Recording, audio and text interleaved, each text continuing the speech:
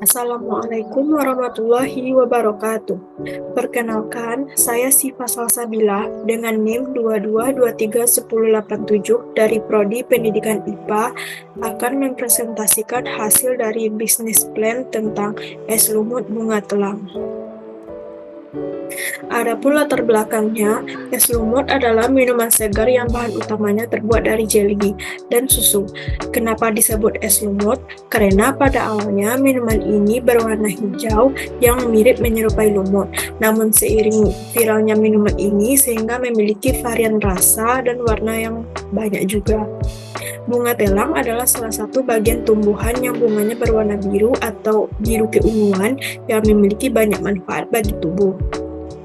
Usaha es lumut bunga telang ini didirikan dengan tujuan memenuhi keinginan para konsumen akan jajanan kuliner yang menyegarkan dan memiliki variasi pilihan.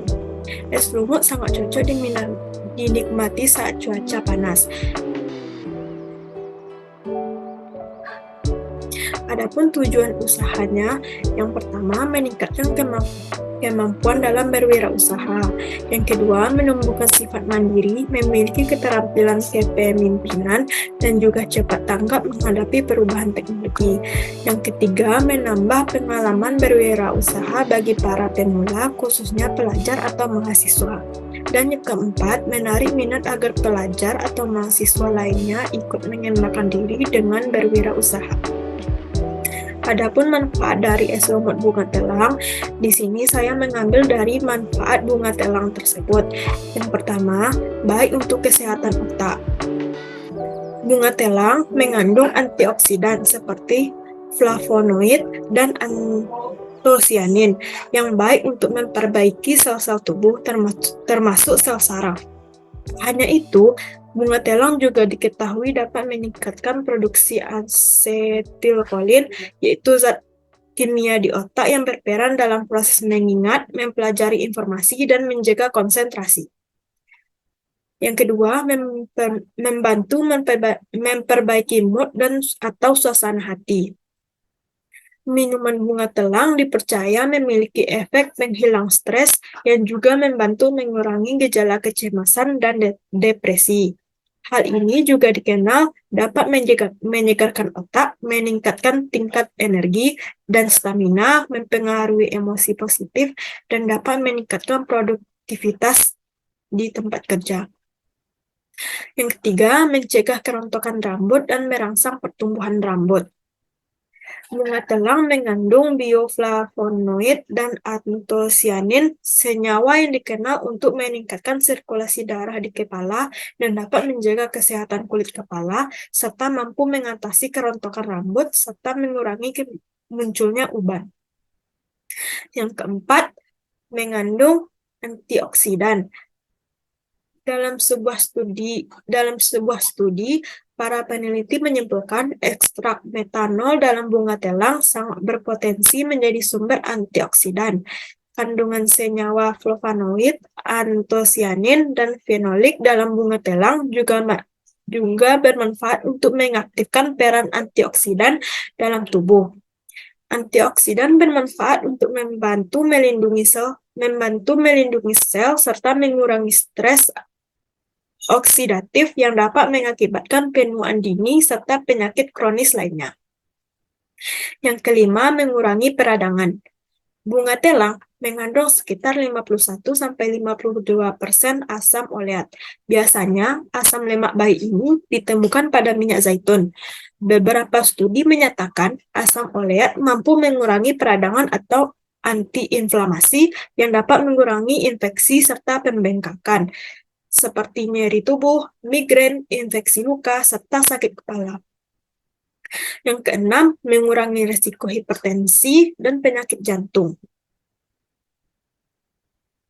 Jika mempunyai kondisi tekanan darah tinggi, tidak ada salahnya untuk mencoba bunga telang, karena bermanfaat untuk menurunkan tekanan darah. Alasannya adalah karena senyawa antosianin juga dapat membantu mengurangi kekakuan anteri, serta kakunya anteri tersebut, maka semakin sulit darah mengalir sehingga mengakibatkan tekanan darah tinggi. Ini juga meningkatkan meningkatkan risiko terjadinya penyakit jantung. Dan yang ketujuh dapat mendukung pertumbuhan tulang.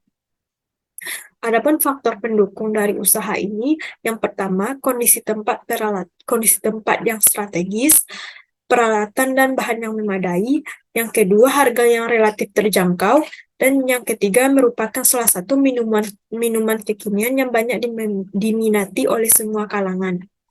Adapun faktor penghambatnya, yang pertama banyak jenis usaha yang sama, yang kedua harga bahan baku yang tidak stabil, dan yang ketiga faktor cuaca seperti cuaca mendung. Berikutnya yaitu analisis SWOT. Yang pertama kekuatan. Yang pertama menjual produk yang diminati oleh semua kalangan, khususnya remaja. Yang kedua memiliki rasa yang berbeda dari es lumut pada umumnya. Dan yang ketiga memiliki banyak manfaat bagi tubuh yang diperoleh dari khasiat bunga telang.